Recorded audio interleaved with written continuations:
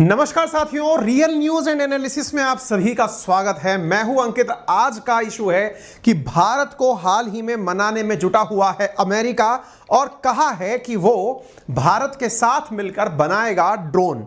शुरुआत मैंने करी आपसे रियल न्यूज एंड एनालिसिस की। सवाल बना कि सर ये आरएनए का कौन सा फॉर्मेट है। साथियों, जैसा मेरा आप सभी से आग्रह हमेशा से रहा है कि समय की उपलब्धता को ध्यान में रखते हुए मैं एक लंबा स्लॉट आप तक लाऊं, अदरवाइज उसके स्थान पर मैं कुछ छोटे छोटे हिस्सों में आपके पास आरएनए की सीरीज लेकर पहुंचूं। आपके द्वारा जो हमें कमेंट्स मिले, मुझे जो आपने मोरल बूस्टर दिया, उसके तहत जो मैं करने जा रहा हूं वो मैं आपके साथ प्लानिंग साझा कर देता हूं। अब से हमारे जितने भी इश्यूज रहेंगे वो real news and analysis title के तहत रहेंगे, नंबर एक। नंबर दूसरा, रविवार और शनिवार के दिन वन लाइनर जो क्वेश्चंस बहुत इंपॉर्टेंट रहे हैं इस पूरे वीक के, उन्हें मैं आपके लिए फ्री स्पेशल क्लासेस के माध्यम से कंप्लीट करवाऊंगा।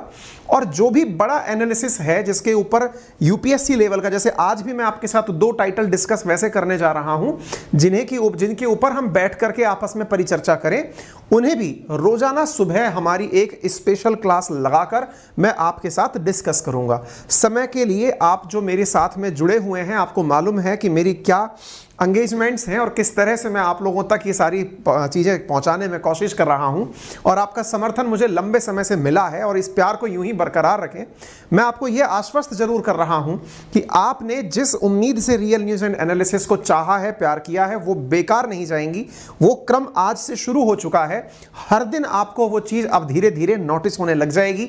मैं इस वीक में आप तक जो भी एक्सपेक्टेड करंट अफेयर्स की न्यूज़ हैं उन्हें वीकेंड के सेशंस के साथ या वीकडेज के साथ आप तक लेकर पहुंचता रहूंगा। तो चलिए शुरू करते हैं आज के सेशन को। जैसा मैंने आप सभी से कहा कि भारत को मनाने में जुटा अमेरिका, क्या है ये पूरी न्यूज़। मैंने जैसे आपसे कहा, इसको समझने से पूर्व एक घटना को आप जानकारी के रूप में ले लीजिए। आप सभी को मालूम है कि भारत की तरफ से भारत के फायर ब्रांड लीडर इस समय पर दुनिया की यात्रा पर हैं। यूनाइटेड नेशन जनरल असेंबली की मीटिंग मैंने आज भी दिन में एक सेशन के अंदर कवर किया था। उसमें हमने बताया था कि हमारे जयशंकर साहब जो हैं वो यूएस की यात्रा पर गए हुए हैं। यूएस की यात्रा पर गए हुए हैं, तब उन्होंने एक शब्द का उपयोग किया और वो ये था कि भारत को बेवकूफ बनाने की कोशिश मत करिए। सफाई देकर किसी को बेवकूफ बना नहीं सकते आप। ये शब्द क्यों बोला गया, तो इसके पीछे का थोड़ा सा मैं आपको जानकारी देता हूं, फिर इस मुद्दे पर वापस आता हूं। आप सभी को मालूम होगा, हाल ही में मैंने भी आपसे डिस्कस किया था कि अमेरिका पाकिस्तान को F-16 रिपेयरिंग के नाम पर यह कहता हुआ पाया गया 450 करोड़ रुपए के आसपास कि तुम हमें दो, हम तुम्हारे विमानों की सर्विसिंग कर देंगे। F-16 लड़ाकू विमान जो अमेरिका के द्वारा पाकिस्तान को दिए गए हैं उनकी। इन्होंने कहा कि आप ये बात अच्छे से जानते हैं कि अमेरिका ने पाकिस्तान को फाइटर जेट F-16 प्रोग्राम जारी करने के लिए $450 बिलियन के आसपास था 3581 करोड़ रुपए दिए हैं। असल में आपको यूज याद होगी तो मैंने आपको यह बताया था कि अमेरिका ने पाकिस्तान से रुपए लिए हैं, मतलब वो F-16 की सर्विसिंग के नाम पर पाकिस्तान से पैसे ले रहा है। जबकि इन्होंने कहा, जयशंकर साहब ने, कि साहब देखो उल्टा है मामला, आप लोग उन्हें पैसे दे रहे हो पाकिस्तानियों को, किस चीज के लिए, कि वो अपने F-16 की सर्विसिंग करा लें। ये तो बिल्कुल उल्टा है। यूएस का कहना है कि स्पेयर पार्ट्स की बिक्री है, मदद नहीं है। यूएस कह रहा है कि हम तो स्पेयर पार्ट्स बेच रहे हैं उनको। इन्होंने कहा देखिए, ये गोलमोल करके किसी और को बेवकूफ बनाना, आप हमें गलत बेवकूफ बना रहे हो।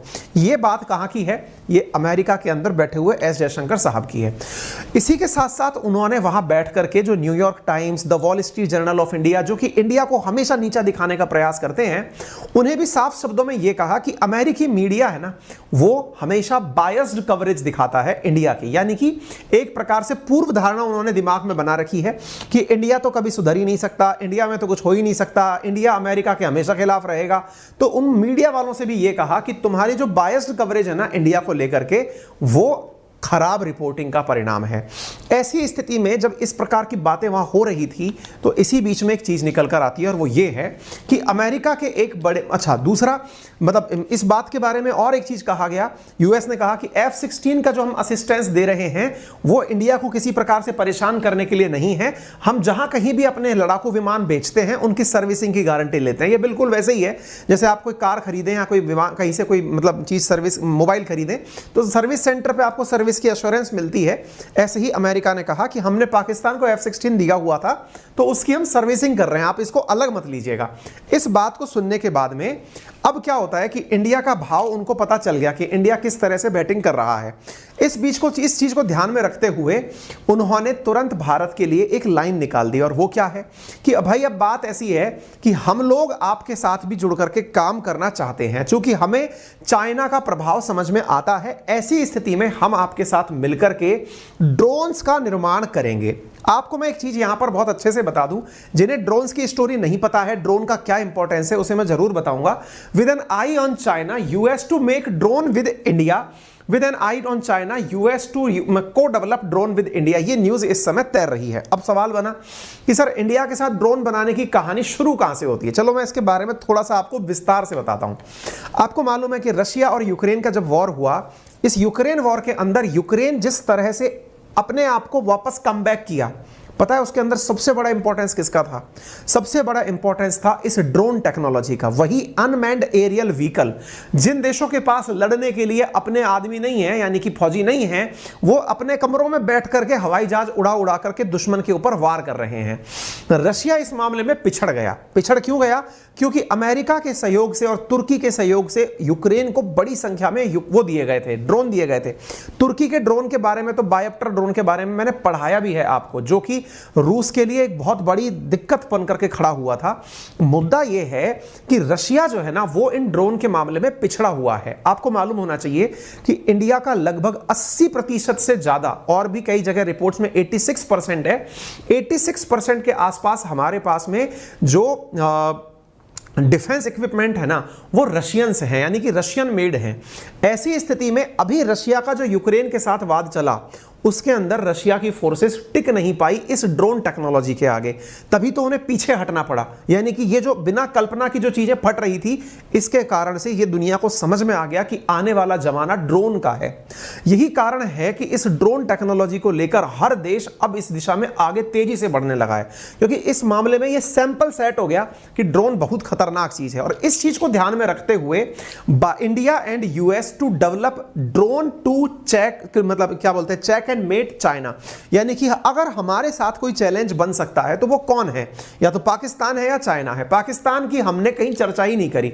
आप जानकर आश्चर्य करेंगे, जिस पाकिस्तान ने, शहबाज शरीफ ने यूएनजीए की बैठक के अंदर मल्टीपल टाइम इंडिया का नाम लिया, कश्मीर का नाम लिया, भारत ने एक भी बार पाकिस्तान शब्द का उपयोग नहीं किया अपने भाषण में। यानी किसी को नीचे दिखाना हो तो उसकी नाम की भी चर्चा मत लो, वो वाला तरीका अपनाया। तो इंडिया ने जब पाकिस्तान का कोई शब्द भी नहीं लिया, नाम भी नहीं लिया, तो ऐसी स्थिति में बड़ा सवाल यह बना कि भाई इंडिया और यूएस अब क्या करना चाहते हैं। तो चाइना दोनों का कॉमन वो है, एनिमी है। तो ऐसी स्थिति में दोनों के लिए हम लोग मिलकर के अपने द्वारा ड्रोन निर्माण करना चाहते हैं। इस स्थिति में अब ये जानकारी बाहर कैसे आई, तो मैं इसके बारे में आपको थोड़ी सी जानकारी देता हूं। हुआ क्या, अब मैं थोड़ा सा आपको यहां पर दिखाता हूं। United state and India will को डेवलप ड्रोन्स। अब ड्रोन बनाने का पीछे सबसे बड़ा उद्देश्य चाइना को काउंटर करना था। ऐसी स्थिति में यह तक हमसे कहा गया है कि हम दोनों मिलकर के ड्रोन बनाएंगे, लेकिन बनाएंगे कहां? तो आंसर है बनाएंगे इंडिया में बैठ करके। और तो और इंडिया में बनाएंगे भी और इंडिया अगर चाहे तो बने हुए ड्रोन्स को वो दुनिया को बेच भी सकता है। ये तो बिल्कुल वैसी वाली बात हो गई कि मेक इन इंडिया को प्रमोट करने के लिए अमेरिका के द्वारा दिया गया भारत को एक सहमति पत्र है। यानी कि और यहां तक कहा गया है कि जो हमारे सहयोगी देश हैं साउथ एशियन कंट्रीज में, जो आसियान कंट्रीज के अंदर बैठे हुए हैं, उनको अगर इंडिया चाहे तो अमेरिका के सहयोग से बने हुए, मेक इन इंडिया के तहत बने हुए ड्रोन्स का एक्सपोर्ट भी कर सकता है। यह बोलने वाला व्यक्ति कौन है? तो इसका नाम है एली रेटनर, जो कि असिस्टेंट सेक्रेटरी है defence for India Pacific security affairs के अंदर।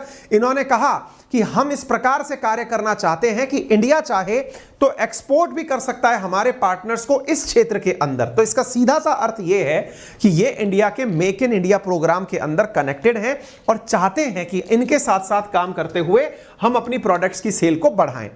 सवाल पूछा कि सर आप इंडिया के साथ किस तरह के ड्रोन बनाना चाहते हैं? तो बोले देखो, इंडिया के पास ऑलरेडी ड्रोन है, डीआरडीओ ड्रोन बना भी रहा है, इंडिया और देशों से ड्रोन ले भी रहा है। हमारा जो उद्देश्य है ना ड्रोन देने का, वो कुछ और है। बोले बताइए साहब आप क्या करना चाहते हो? बोले हम इंडिया को दो प्रकार के ड्रोन की तरीके देना चाहते हैं, दो प्रकार से ड्रोन के क्षेत्र में सहयोग करना चाहते हैं। नंबर एक, हम एक तो ऐसा ड्रोन देना चाहते हैं जो हवाई जहाज से गिरा करके चलाया जा सके। अभी तक अपन कैसा ड्रोन जानते हैं? जो हवा से लिफ्ट होकर के और कहीं ना कहीं कहीं किसी क्षेत्र में चला जाए। अब जरा सोचो कि एक यात्री विमान है, उस यात्री विमान के अंदर ड्रोन भर दिए आपने, और यात्री विमान अपनी ऊंचाइयों पे से 8000 9000 फीट की ऊंचाइयों से उड़ता जा रहा है। अचानक आपने एक गोला सा गिराया और वो तैरने लग गया, यानी उड़ता फिरता बम हो गया ये, जिसे आप नीचे से कंट्रोल भी कर रहे हैं। यानी जिस तरह से लेजर गाइडेड मिसाइल्स हम सुना करते थे, ऐसे ड्रोन हो जाएंगे जो तैरते हुए चल रहे हैं और उनको कोई कहीं से भी कंट्रोल कर रहा है। तो ऐसे ड्रोन को हम लोग इंडिया के साथ डेवलप करना चाहते हैं, नंबर एक। नंबर दूसरा, हम ये भी चाहते हैं कि इंडिया के साथ मिलकर के ड्रोन डिफेंस टेक्नोलॉजी पर काम करें। अब मैं आपको एक चीज और बताता हूं, आपने सबने बैलिस्टिक मिसाइल्स की चर्चा सुनी है, आपने क्रूज मिसाइल सुनी है, और इन्हीं से निपटने के लिए इंडिया ने S-400 की रशिया के साथ में डील भी की थी। लेकिन क्या आपको पता है वर्तमान में जो सबसे बड़े चैलेंज बन गए, देखिए क्या है ना, बैलिस्टिक मिसाइल सिस्टम से जब भी कोई बैलिस्टिक मिसाइल अपनी तरफ आएगी तो उसकी जो हीट है उसको सेंस करके S-400 चल जाएगा, S-400 अपनी तरफ से मिसाइल मारेगा और उसको हवा में उड़ा देगा। ड्रोन के साथ क्या है, ड्रोन के साथ कोई हीट जैसी चीज ही नहीं आ रही, और वो टारगेट करके किसी एक जगह गिरने नहीं आ रहा, उसमें से निकल के चीजें गिरेंगी। इसका मतलब तो ड्रोन तो छोटे मोटे उड़ते हुए हवाई जहाज हैं, अब इनको टारगेट करके मारना है आपको, तो ये ज्यादा बड़ा चैलेंज है। ऐसी स्थिति में आजकल एक नई चीज पर काम चल रहा है और वो ये है कि ड्रोन को कैसे मारा जाए। आप कहेंगे सर मिसाइलों से मार लो, भाई मिसाइल छोड़ लो, तो भाई मिसाइल बहुत महंगा सौदा है, जितने रुपए में आप ड्रोन उड़ा रहे हो उतने में आप मिसाइल उड़ा रहे हो, तो दोनों एक अपने आप में। तो एक ऐसी चीज होनी चाहिए ना, कहते कि हवाई जहाज को मार के गिराना है तो बढ़िया सा कंकर ही मार दो तो फट जाएगा वो। ऐसी स्थिति में ऐसी टेक्नोलॉजी डेवलप की जाए जिसकी वजह से ड्रोन को चैलेंज दिया जा सके, ठीक है। तो ये चीज मतलब अमेरिका भारत के साथ डेवलप करना चाहता है। तो यहां पर सब जगह ये न्यूज छप गई कि इंडो पैसिफिक रीजन के अंदर दोनों मिलकर के ऐसे ड्रोन लॉन्च करने के बारे में विचार कर रहे हैं जो कि एयरप्लेन से चलाए जा सकें, ठीक है। अब सवाल बनता है सर एक बात बताइए, इंडिया और अमेरिका कितने अच्छे दोस्त हैं। तो साहब दोस्ती की बात यह है कि पहले तो हमारे बीच बड़ा तनाव था, लेकिन 2016 में जब ट्रंप आए ना, और उन ट्रंप ने एक तरह से चाइना विरोधी रुख अख्तियार किया, तो उस समय उन्होंने कहा कि इंडिया और यूएस अब मेजर डिफेंस पार्टनर बनेंगे। देखिए सबसे इंपॉर्टेंट चीज जान लीजिए, वर्ल्ड का 2017 तक इंडिया डिफेंस इंपोर्ट के मामले में नंबर 1 कंट्री था। 2017 से पहले इन्होंने ये हमसे टारगेट मतलब साइन किया था, तो इसके पीछे का कारण ये था कि इन्हें ये अच्छे से पता है कि इंडिया अपना लगभग 80% से ज्यादा आर्सेनल जो रखा है वो रशियन रखा हुआ है।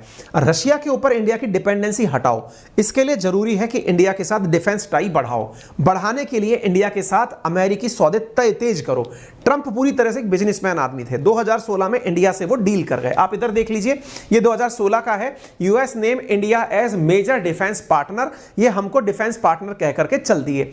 अब डिफेंस पार्टनरशिप हो गई तो इसका मतलब ये है कि इंडिया को ये कुछ टिकाएंगे। इसी काम को टिकाने के लिए जो मैंने अभी आपको एली रेटनर नाम दिया, ये असिस्टेंट सेक्रेटरी ऑफ डिफेंस है, जिन्होंने अभी ये बयान दिया है कि वो इंडिया के साथ मिलकर के क्या बनाना चाहते हैं, ड्रोन बनाना चाहते हैं।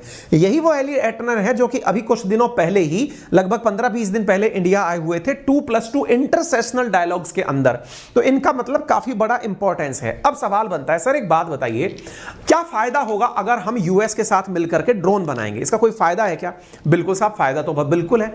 सबसे बड़ी बात यह है कि ऐसी तरह से करके हम अपने आप की तरफ अमेरिका ध्यान अपनी तरफ लेकर के आ जाएंगे। यानी एक प्रकार से हम मॉस्को से यानी रशिया से अपनी निर्भरता को डिटैच करके दिखा पाएंगे, क्योंकि इस समय मॉस्को भी यानी कि रशिया भी अपने रवैये के अंदर ढुलमुलपना दिखा रहा है। नंबर दूसरा, ये एक प्रकार से टैकल करने के काम आएगा। क्या चीज टैकल करने में आएगा? चाइना को टैकल करने के काम आएगा।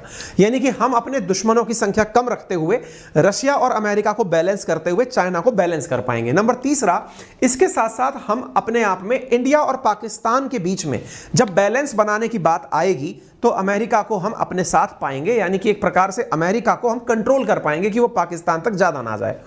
अब इसके अलावा और क्या बेनिफिट्स हो सकते हैं? मतलब ये तो सबसे बड़ी बात है कि ऐसा कुछ किया तो what are the benefits for US? तो ये तो अमेरिका के साथ फायदे हुए। जो अमेरिका के फायदे हैं वो इंडिया के भी फायदे हैं, क्योंकि अमेरिका चाहता भी है कि इंडिया को रशिया से दूर रखा जाए, चाइना के खिलाफ यूज किया जाए, पाकिस्तान के काउंटर में तैयार रखा जाए। यही चीजें इंडिया भी चाहता है। अब ऐसी स्थिति में एक प्रकार से भारत को जो सीधा फायदा हो रहा है वो ये है कि हमें अपने मेक इन इंडिया जो काम है ना, उनके अंदर हमारी डोमेस्टिक डिफेंस इंडस्ट्री को इस प्रक्रिया से बेनिफिट मिलेगा।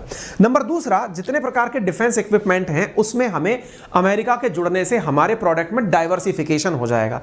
इसके अलावा तीसरी जो चीज है वो क्या है कि हमें एलएसी के ऊपर हाई एंड का यानी कि एक प्रकार से बहुत ही शानदार तरीके के हमारे पास इक्विपमेंट होंगे, जिससे कि हम यहां पर क्या कर पाएंगे, निगरानी कर पाएंगे। इसी कारण से भारत ने महीने भर पहले ही अमेरिका से ऐसे ड्रोन खरीदे हैं जिन्हें प्रेडेटर ड्रोन के नाम से जाना गया, जो कि 35 घंटे तक हवा में रह सकते हैं। इसी के साथ साथ हाल ही में भारत ने अमेरिकी रक्षा सौदे को भी रद्द किया था, लेकिन उसको कुछ दिनों बाद 6 महीने पहले रद्द किया था और उसको हमने फिलहाल के लिए ऑन भी कर दिया है। ठीक है साहब।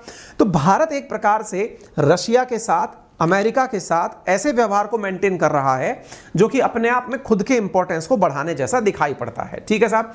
यहां पर आपने ये सारी न्यूज़ पढ़ करके देख ली।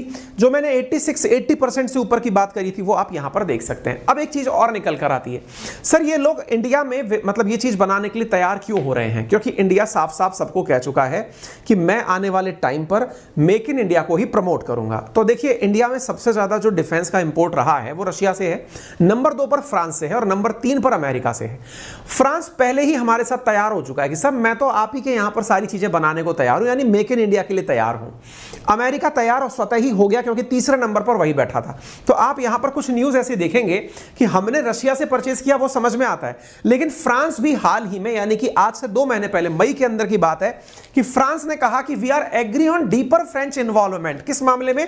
इंडिया को आत्मनिर्भर बनाने में, यानी डिफेंस के मामले में अगर फ्रांसीसी इक्विपमेंट इंडिया में बनते हैं तो हम तैयार हैं। यानी एक प्रकार से डिफेंस को हम इंडिया में ही बनाना चाहते हैं और इंडिया अब इंपोर्टर के जगह पर एक्सपोर्टर के रूप में भूमिका को देखना चाहता है। यही कारण है कि अमेरिका भी भारत के साथ में मेक इन इंडिया के तहत अंदर आता चला जा रहा है। अब आप पूछेंगे सर ये ड्रोन की चर्चा तो हो रही है, लगभग क्या लगता है ड्रोन मार्केट कितने का है, मतलब दुनिया में क्या चल रहा है?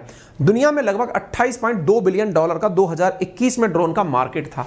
प्रेडिक्टेड मार्केट है 2028 में $179.2 बिलियन का ड्रोन मार्केट।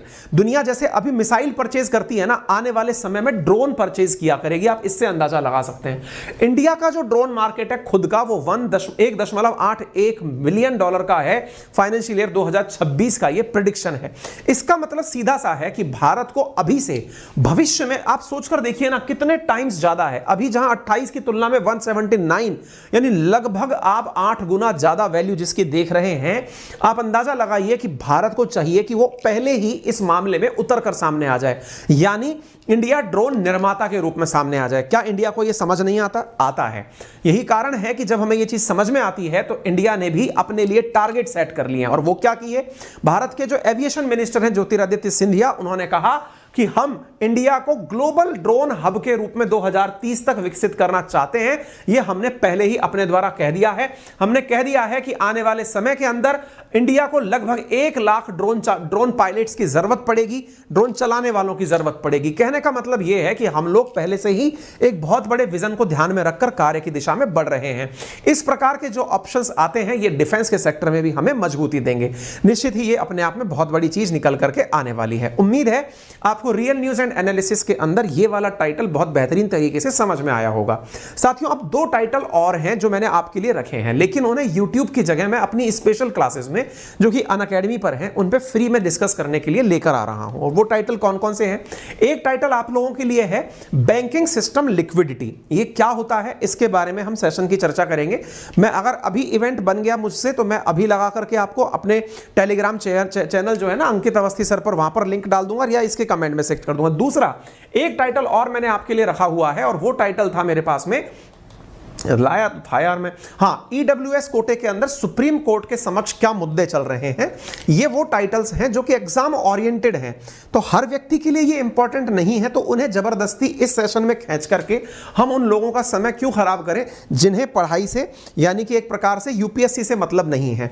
यूपीएससी से जिनको मतलब है उनके लिए ईडब्ल्यूएस के मामले में सुप्रीम कोर्ट के सामने जो मुद्दे चल रहे हैं वो, और बैंकिंग सिस्टम लिक्विडिटी क्या है, ये दोनों मैं आपके सामने मॉर्निंग में स्पेशल क्लास के तहत लेकर आ जाऊंगा। यदि मैं कल नहीं ले पाया तो परसों जरूर लेकर आ जाऊंगा, मैं जैसे ही, क्योंकि मैं अभी इवेंट बना रहा था, बन नहीं पाया था। ठीक है, तो मैं अपने इंटेंशन फिर से क्लियर कर दूं कि जो भी हमने अभी पढ़ा ये तो हमारे इश्यूज हैं जो कि YouTube पर रहेंगे।